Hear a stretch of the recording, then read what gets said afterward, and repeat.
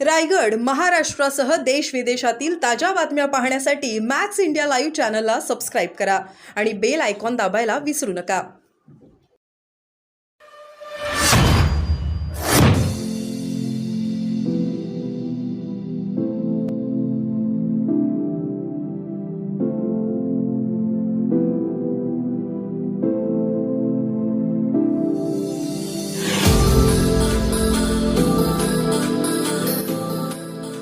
परळींनी लोकशाहीची एकूणच गनिमा ठेवली होती देशभरात. त्या परळीमध्ये असं दुर्दैवी आहे हे प्रकार जे घडलेत ते. ए बाप रे.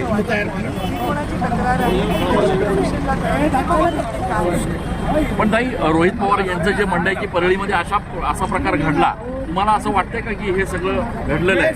असं घडलं असतं तर मी नसते. 5वी लोकसभा आम्ही हँडल करतोय आणि आत्तापर्यंत जेव्हा विरोधी पक्षात होतो 15 आमदार लावले तेव्हाही ते असंच म्हणाले होते. त्यांचं मला वाटतं त्यांचा आत्मविश्वास कमी झाल्याचा आणि थोडं त्याला म्हणतो आम्ही खेड्याच्या भाषेत चिली नेसल्याचं लक्षण दिसतंय. ह्या निवडणूक झाल्यानंतर अशा घटना घडल्या असं त्यांचं म्हणणंच त्यांचा आत्मविश्वास आहे. एक रोहित पवार यांनी अशाच पद्धतीचं जे वक्तव्य आणि ट्विट जे आहे ते संजय विखे यांच्या संदर्भात पण केलं होतं. पैसे वाटले जात आहेत, पैसे पकडून देतोय आम्ही, अशा पद्धतीचं ट्विट त्यांनी त्या निवडणुकीत केलं होतं.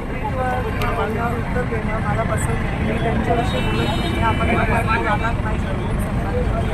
आता मला जे बोलायचं तुम्ही भाषण